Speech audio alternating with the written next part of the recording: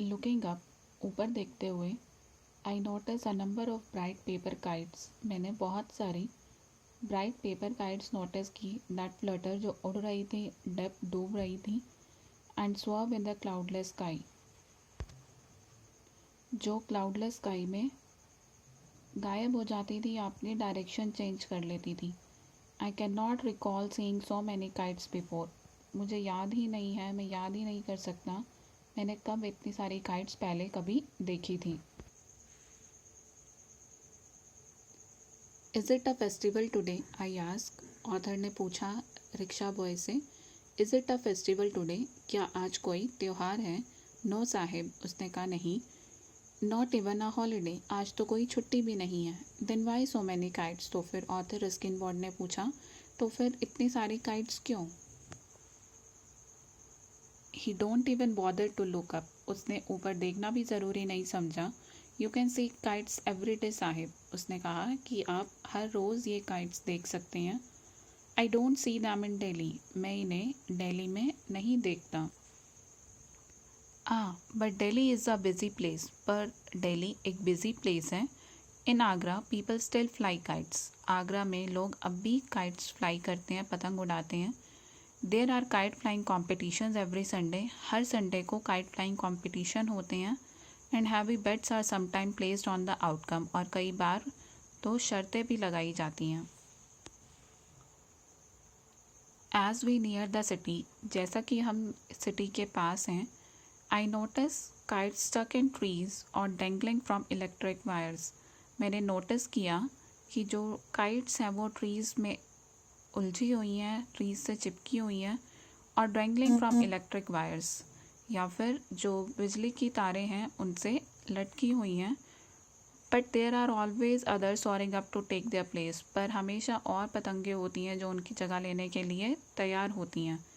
I asked the rickshaw boy to tell me something about the kite flyers and the kite makers, मैंने rickshaw boy को बोला कि मुझे kite flyers, kite उड़ाने वालों के बारे में और काइट बनाने वालों के बारे में कुछ बताओ।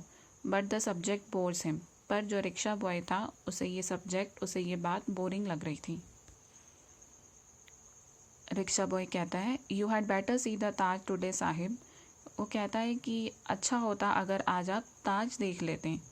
ऑल राइट, ठीक है, टेक मी टू इट, मुझे वहाँ लेके चलो। आई कैन लंच आफ्टरवर्ड्स, मैं लंच उसके बाद कर सकता हूँ। It is difficult to view the Taj at noon, दोपहर में ताजमहल को देखना it is a bit difficult. The sun strikes the white marble, जो सन है वो सीधा स्ट्राइक करता है वाइट मार्बल पे, and there is a great dazzle of reflected light. I stand there with averted eyes, मैं वहाँ अवर्टेड आइज़ के साथ खड़ा रहा। अवर्टेड आइज़ मतलब वहाँ से नज़रें हटा लेना, जो चीज़ हम नहीं देखना चाहते हैं। लुकिंग एट एवरीथिंग, और हर जगह देखा मैंने, वो हर जगह देख रहा था। द फॉर्मल गार्डन थे, सराउंडिंग वॉल्स थी रेड सैंडस्टोन की। विंडिंग रिवर मतलब घुमावदार जो रिवर थी वो भी देखी। एवरीथिंग, उसने और सब कुछ देखा except the monument I have come to see, सिर्फ उस मॉन्यूमेंट के अलावा, उस ताजमहल के अलावा जो वो वहाँ देखने आया था। इट इज़ देयर, वह वहीं था। Of course very solid and real, बहुत ही सॉलिड और रियल, परफेक्टली प्रिजर्व, बहुत अच्छे से प्रिजर्व, संभाल के रख रखा था। विद एवरी जेड, जैस्पर और Lapis lazuli playing it's part in the overall design. With every Z, jasper और लैपिस lazuli, जेड, जैस्पर और एंड लैपिस lazuli, ये सब क्या है? स्टोन्स के नेम हैं जो मोस्टली ज्वेलरी बनाने में काम आते हैं। प्लेइंग इट्स पार्ट, ये जो स्टोन्स थे वो अपना रोल बहुत अच्छे से प्ले कर रहे थे उस डिज़ाइन में। एंड आफ्टर अ व्हाइल, और कुछ देर बाद, I can shade my eyes, he can shade his eyes and take in a vision of shimmering white marble, और कुछ देर बाद वो जो वाइट मार्बल है, चमकता हुआ वाइट मार्बल है, उसको देख सकता था। The light rises in waves, जो लाइट थी वहाँ पे वेव्स, लहरों की तरह निकल रही थी। From the shivering paving stone, चमकते हुए स्टोन्स में से। And the squares of black and white marble create an effect of running water, और जो ब्लैक और वाइट मार्बल था वो बहते हुए पानी का इफेक्ट क्रिएट कर रहा था, सीन क्रिएट कर रहा था। Inside the chamber it is cool and dark. जब वहाँ वो अंदर गया चैम्बर में, it is cool and dark, cool था, ठंडा था, डार्क था, बट रादर मस्ती, रादर मस्ती था। मस्ती क्या होता है, स्मेल आती है या अच्छा ना लगना वहाँ पे, क्योंकि वहाँ पे फ्रेश एयर नहीं पहुँच पाती। जिस जगह पे फ्रेश एयर नहीं पहुँच पाती तो स्मेल हो जाती है, दैट इज़ मस्ती। And I waste no time, और मैंने बिल्कुल भी टाइम वेस्ट नहीं किया in hurrying out into the sunlight, फटाफट बाहर सनलाइट में आने के लिए। I walk the length of a gallery, वो गैलरी में से चल कर आया, and turn with some relief to the river scene, और तब उसे थोड़ा अच्छा फील हुआ, रिलीफ मिला जब उसने रिवर देखी। The sluggish Yamuna winds past Agra on its way to union with the Ganga. Sluggish means सुस्त। The sluggish Yamuna wind past Agra, जो सुस्त यमुना विंड थी, सुस्त का मतलब क्या है कि जो फ्लो है वो बहुत कम था,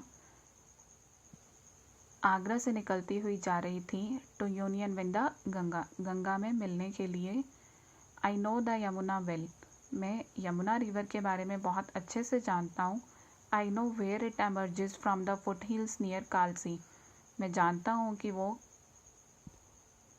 कलसी में कहाँ से एमर्ज होती है, निकलती है। Cold and blue water from the melting snow, और पिघली हुई स्नो के कारण वो बहुत ज़्यादा कोल्ड और ब्लू होती है।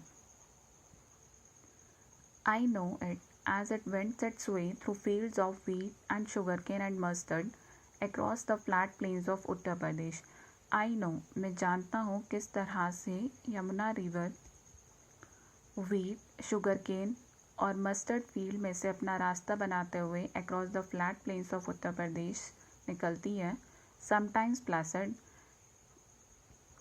कभी कभी तो बिल्कुल शांत होती है, समटाइम्स इन फ्लड, और कभी कभी फ्लड की फॉर्म में होती है।